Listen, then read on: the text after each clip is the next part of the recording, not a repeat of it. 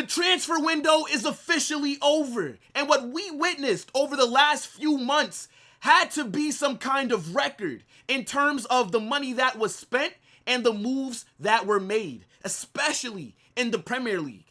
They spent a few billions. They've monopolized the transfer window. This is why teams outside of England want the European Super League, because we cannot compete financially.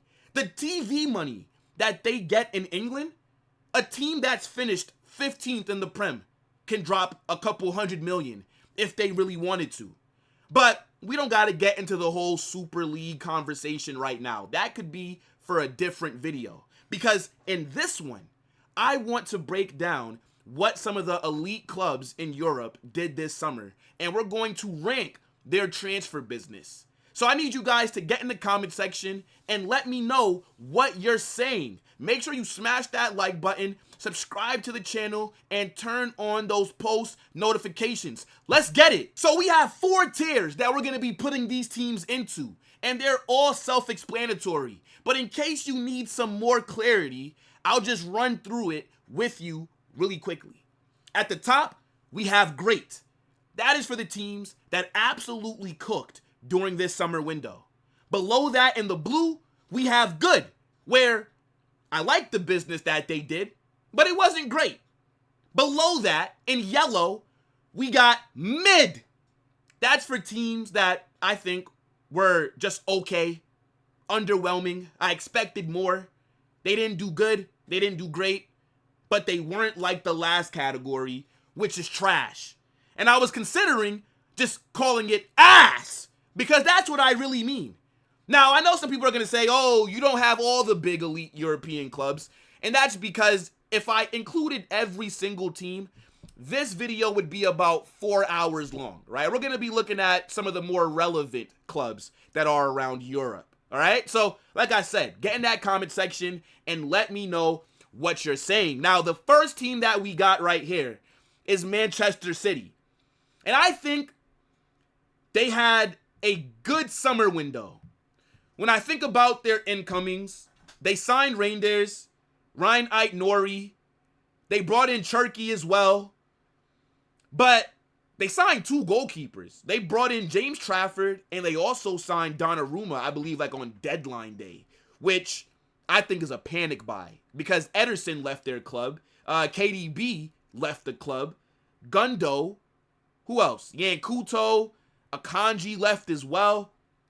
I'd say, yeah, Man City have had a good summer window. They were shit last season. So the expectations are for them to bounce back and, be competing for the Premier League again.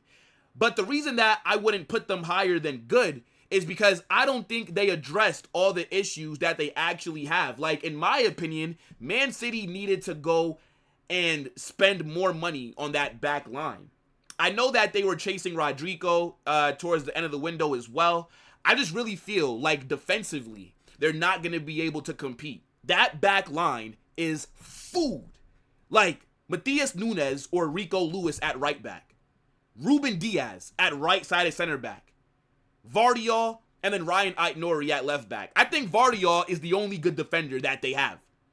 Now, the positives is that Reinders in midfield, I think that's going to be a very good signing, right? Cherki, he is a baller, very technical player, right? Can link play. And I think offensively, they're going to be just fine, right? They still got Savio. They didn't end up letting him leave. You still got Erling Haaland, who more than likely is going to go out there and win the European, well, not the European Golden Boot, because Mbappe is probably going to get that again. But he more than likely will win the Golden Boot for the Premier League, right? So they're going to be fine going forward. But I just don't think that they addressed all the issues that they have, which mainly is in that back line. I think the midfield lacked physicality, and they did go out there and they did spend money to address some of those issues, and they've spent a lot of bread in January, and then they spent a lot of money this summer. So let's see what Man City do, but I will say it was good. I wonder how Donnarumma's going to do at Man City, though. Because if he can play like how he did last season, then, obviously City are going to be in a decent position. But I just don't view Donnarumma as a Pep Guardiola goalkeeper when I think about it. You know what, actually? I'm going to put their business down to mid. I'm changing my opinion. Mid thought. Because, yes, they addressed midfield with Reinders. But again, that back line is just not good enough. The fact that they didn't make a big signing at center back, to me, is a bit concerning. Now, the reason now I'm going to say mid is because I don't believe that Man City will win the Premier League, and I don't believe that Man City will win the UCL. At best, they are going to be competing for the 2 domestic trophies, Carabao or FA Cup. I think they do have a good chance of winning one of those, right? You're never going to just disrespect Pep Guardiola like that. But they didn't do what was required for me to have them competing at the very highest level. I think Man City are going to struggle again this season. And there could be a good possibility that Pep Guardiola ends up leaving. So, yeah, we'll put Man City in mid. They've done some good business, but they didn't do enough. I think putting them in good was me kind of giving Pep the benefit of the doubt, but nah, we're not going to do that. Now, PSG, the current Champions League winners, just had a historical season, won the treble as well. They didn't really do a lot this summer. They brought in that center back from Bournemouth, who's more than likely going to be the Marquinhos replacement when he leaves. And then they also signed another goalkeeper in Lucas Chevalier because Donnarumma ended up leaving this summer because he couldn't agree to a new contract. So PSG weren't a team that really needed a lot, right? They are one of the most complete teams, but I think they could have done with maybe getting a striker, right? We know that their front 3 consist of wingers, and even though it's working right now, I think if them going in for a bagsman, that could have probably helped them. Like Isak, I know that he only wanted Liverpool, but I think PSG should have tried, right? I think that would have been a phenomenal signing. But they did have a few outgoings, right? Like Donnarumma, I think Asensio's left as well. Skriniar, Kolomuani's on loan at Tottenham. I'm going to say PSG. How do you even say that defender's name? Zabarnyi, and then, yeah, Lucas Chevalier. I'm going to say mid. But again, they didn't really need that much. But the 2 signings that they made don't really move me. And you can make the argument that they got worse because Donnarumma had an amazing season, finally, for them, and they won the UCL. Is Lucas Chevalier going to be able to replicate that when it gets tough? Because their Champions League group stage, essentially, is very hard. Like, once again, PSG have to go through a gauntlet. They got to play Barca, Bayern, I think, like, Newcastle, Bilbao. Like, they have to play a lot of good. I think they also have to play... I'm kind of forgetting. But point is, they have a gauntlet, right? And I think they're going to struggle a bit this season. I do expect PSG to have a slight drop-off. They still are a very good team, but we don't care what they do in Ligue 1. We only care about PSG when the UCL comes around. So we'll see. But right now, I'll say that they were just mid, okay, right? Weren't good, weren't great in the transfer window. Next, we got Real Madrid. I'm going to put us in good. I think our summer window was solid. Dean Howson, Alvaro Carreras, Trent Alexander-Arnold, Franco Mastantuono, right? Xabi Alonso also came in as well.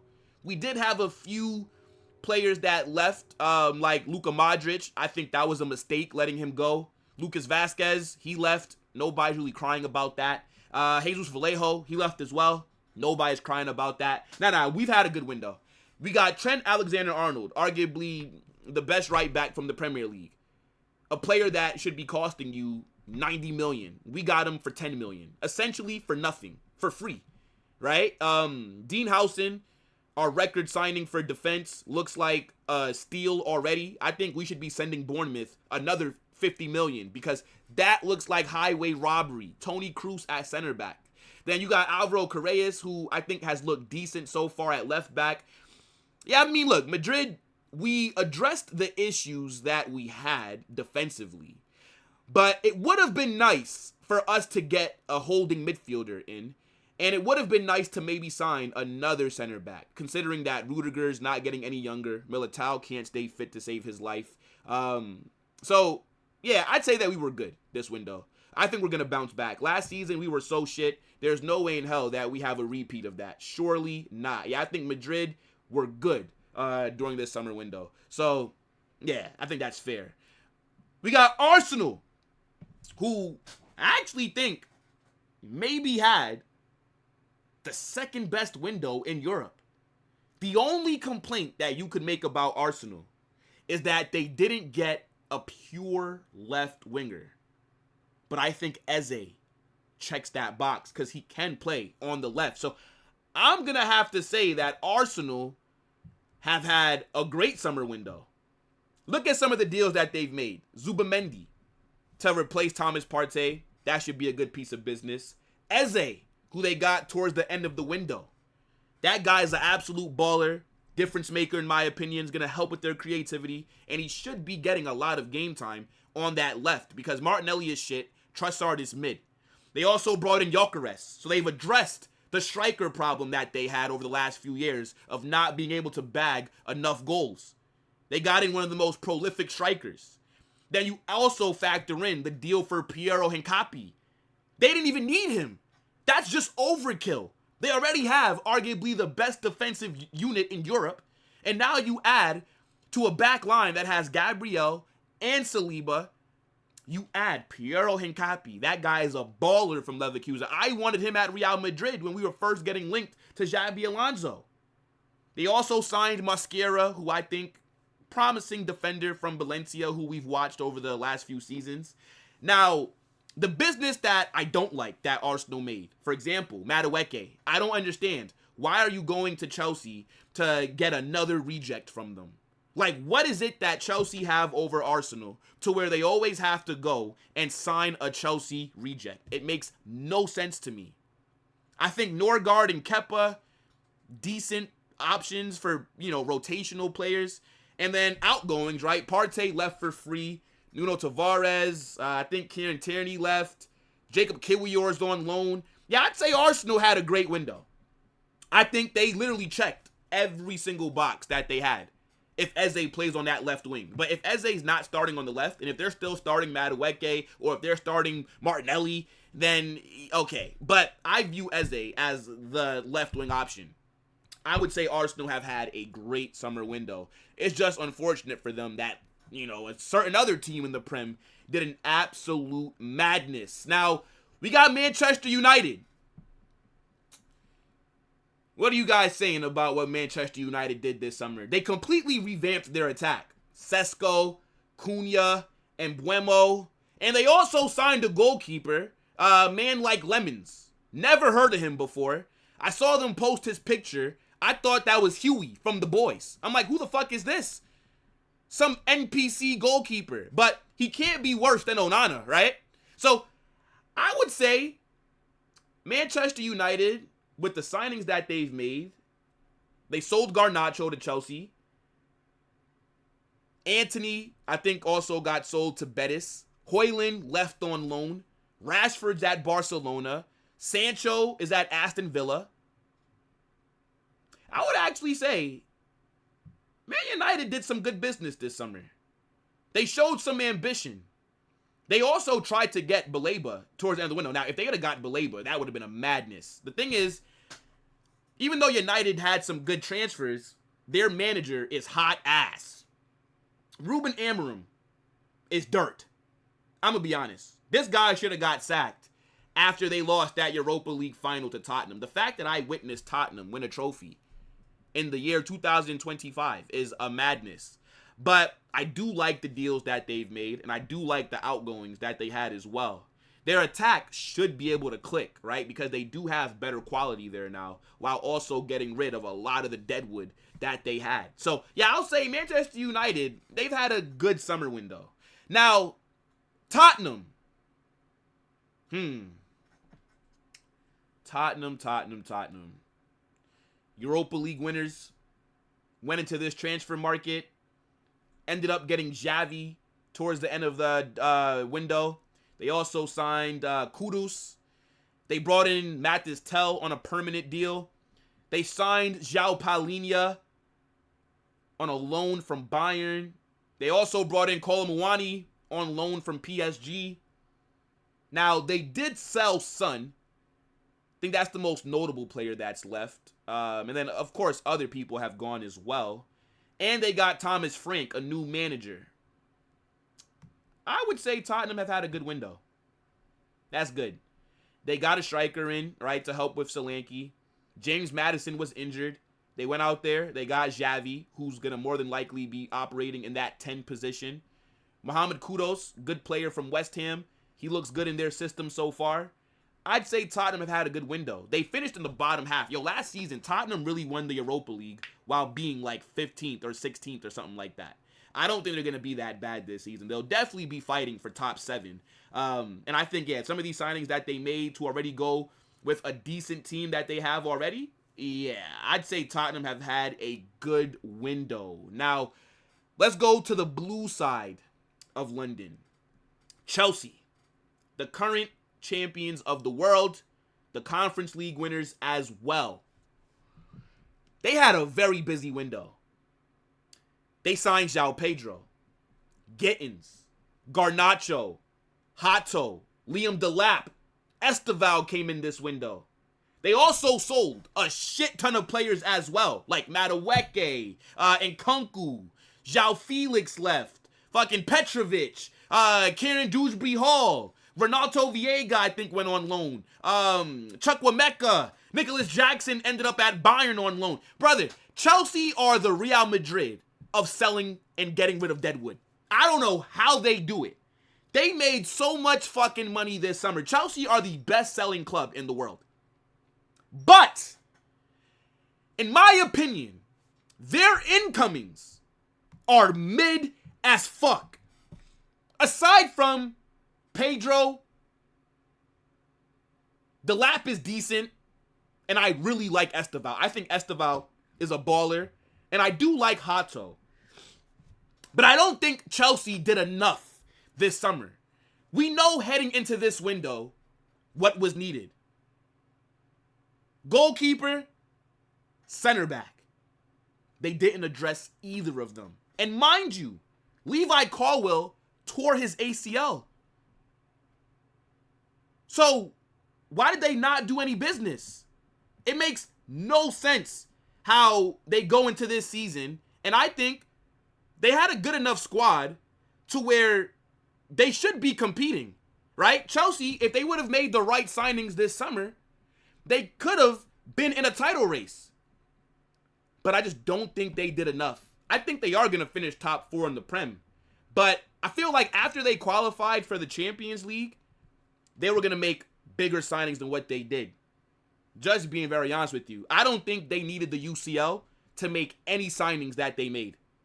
These are like Europa League level signings. And I know Chelsea are doing this whole young player potential kind of thing. But at some point in time, you're going to have to start spending money on more proven players. So, yeah, I'm going to say Chelsea were very mid, right? But they weren't trash, though. Look, actually, nah, I'm not going to do that.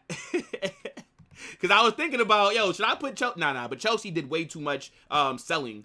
And they did bring in some decent quality. But, yeah, I just don't think that they did enough. Next, we got Atleti, the bridesmaid of La Liga. Let's be honest, right? Atleti had a good summer window. They've had a shit start to the season, but they showed a lot of ambition over the summer. They signed Alex Baena, Thiago Almada, Ruggeri, Hancko, Johnny Cardosa. A lot of people expected Atletico Madrid to look a lot better than what they have so far.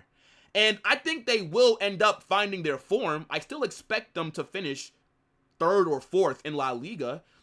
But they have had a good window. I'm more so looking at their manager, right? Diego Simeone. It might be time to go, bruv. I'm going to be honest. Like, if they don't win a trophy this season, they should sack him. With the amount of money that he spent this summer, on top of that, you got Julian Alvarez, right? You have Jan Oblak. You have Sorloth, for example, right? You have Antoine Griezmann still there. You have a decent team.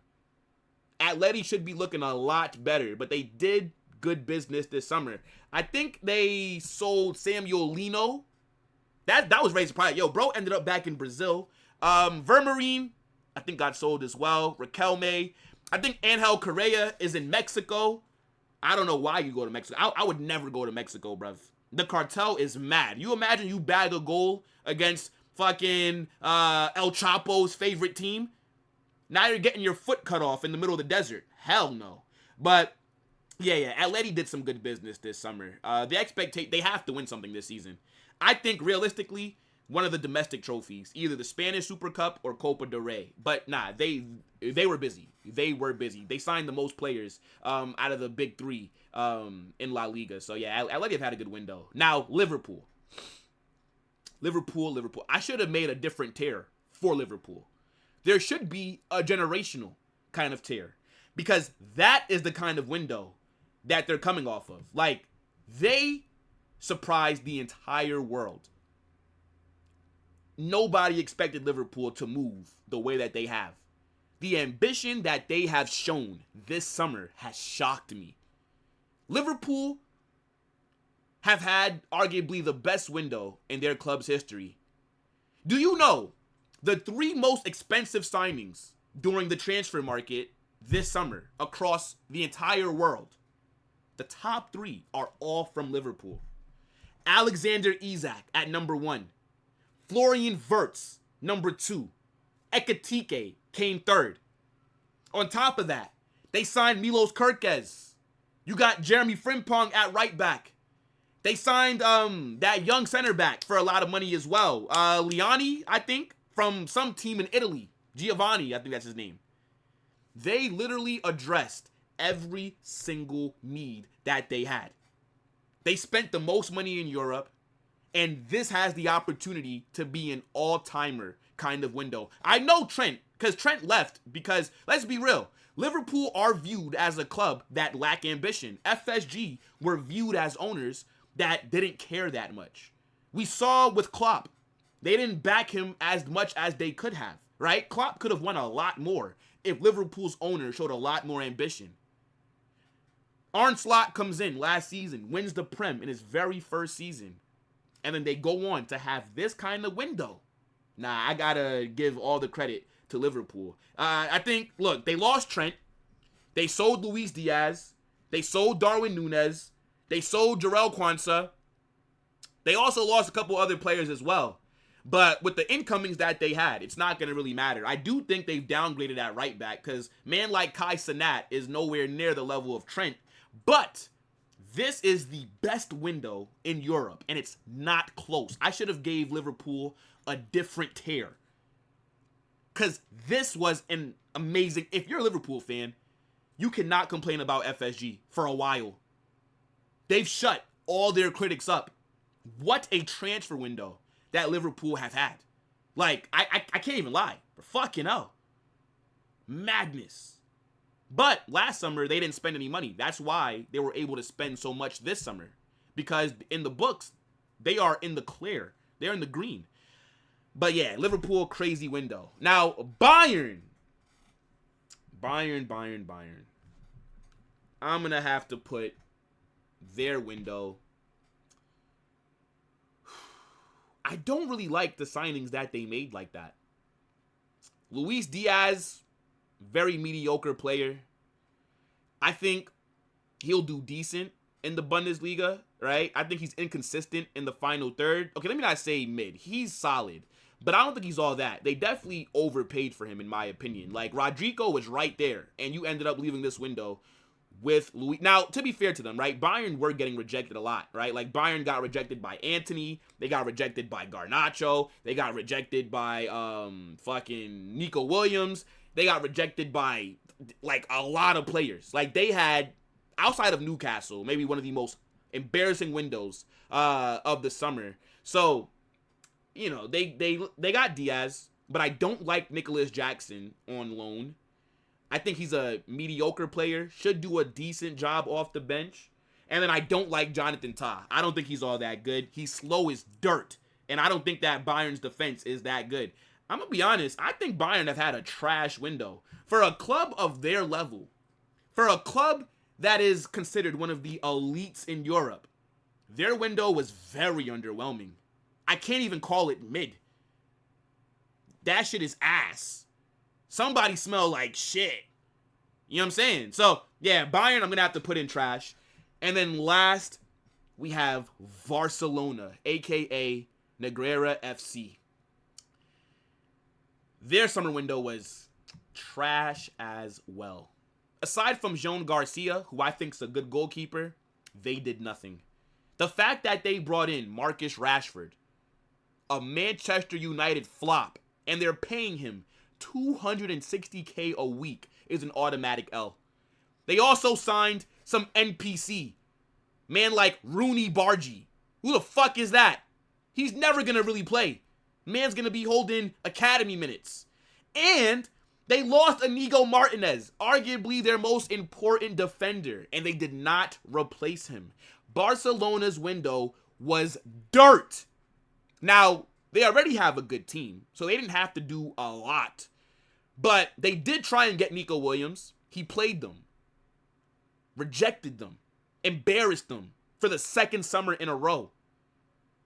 Then they were trying to get Luis Diaz, but they are too broke. They couldn't go band for band with Bayern. So then they end up with Marcus Rashford. And they lost one of their best center backs. And their defense looks shit.